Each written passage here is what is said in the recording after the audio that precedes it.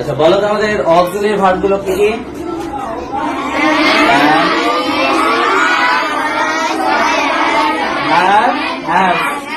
তাই না? অক্সিলারি ভার্বকে আরেকটা নাম আছে অক্সিলারি ভার্বের, কি বলতো? Helping verb. আচ্ছা অক্সিলারি ভার্ব আমরা জানি হ্যাভ, তাই না?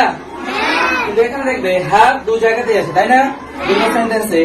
এবার দেখবো কোথায় এটা হ্যাভটা হেল্পিং ভার্ব হিসেবে কাজ করছে এবং কোথায় মেইন ভার্ব হিসেবে। কারণ হেল্পিং ভার্ব সবসময় যে হেল্পিং ভার্বই হবে তা না। যেমন দেখো আই হ্যাভ এ পেন, মানে কি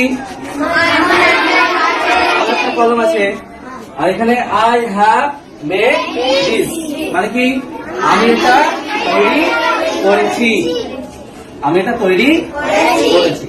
এখানে দেখো এখানে হ্যাভের মানে আছে, দেখো আমার একটা কলম আছে, তাই হ্যাভের মানে আছে না? হ্যাভের মানে আছে।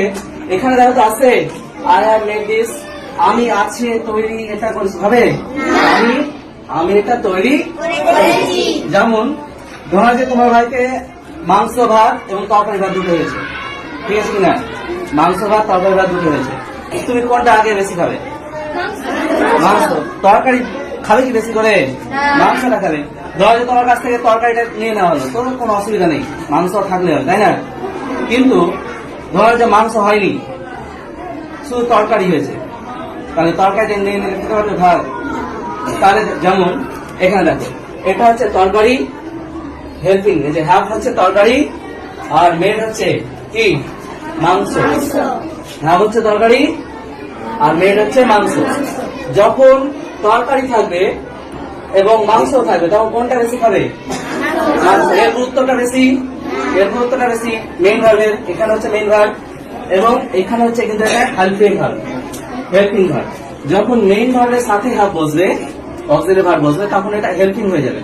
এর কোন আর অতটা গুরুত্ব থাকবে না, মানে থাকবে না। বাক্যে তো গুরুত্ব থাকবে কিন্তু এর মানে থাকবে না। কিন্তু দেখো এখানে কি আর কোনো মেইন ভার্ব আছে হ্যাভ ছাড়া? আছে।